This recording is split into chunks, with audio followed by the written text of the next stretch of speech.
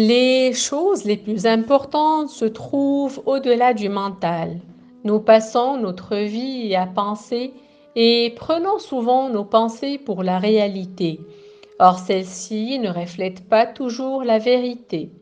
La libération du mental, ce gros frein qui nous empêche de nous connecter avec ce qui est plus important.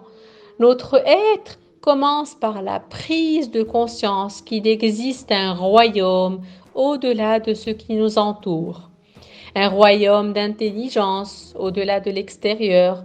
Retrouver cette connexion avec son être, c'est trouver votre vraie nature au-delà de tout, au-delà de tout nom, de toute forme, s'élever au-delà du corps physique et au-delà du mental.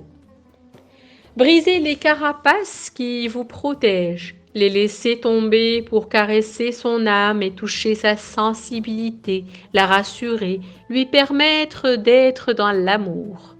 Au-delà des formes extérieures, il y a quelque chose d'indéfinissable qui n'a pas de nom. Il y a une essence intérieure profonde et sacrée. Elle transparaît d'une façon ou d'une autre, et elle ne vous est révélée que si vous êtes présent. N'attendez plus les occasions spéciales pour brûler les meilleures bougies. N'attendez plus de faire quelque chose de grand. Soyez juste présent et éveillé pour porter votre grain de sable et vous instaurer dans le juste aujourd'hui, ici et maintenant. Vous pouvez permettre à votre esprit de puiser dans les profondes ressources intérieures favorables à votre état de bien-être. Cependant, il est utile de prendre contact avec des clés pratiques qui vous faciliteront cet accès. Premièrement, esprit neuf. Permettre à votre esprit et à votre conscience de voir les choses d'un regard neuf, comme pour la première fois, avec bon sens. Deuxièmement, le non-jugement. Permettre à notre esprit d'observer toute expérience de manière impartielle, sans considérer les pensées, les émotions, les sensations comme bonnes ou mauvaises, vraies ou fausses, justes ou injustes, mais en notant les pensées, les émotions, les sensations à chaque instant. Troisièmement, la reconnaissance.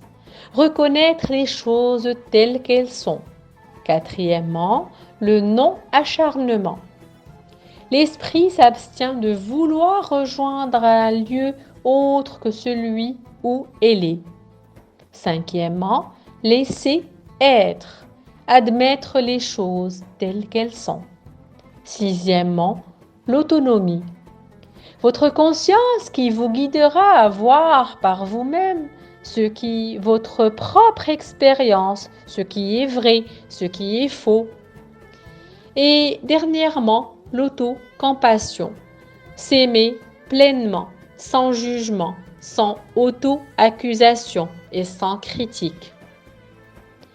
En laissant ces outils et ces graines fleurir dans le jardin de votre conscience, vos énergies seront canalisées au profit d'un processus de guérison, de sérénité et de bien-être.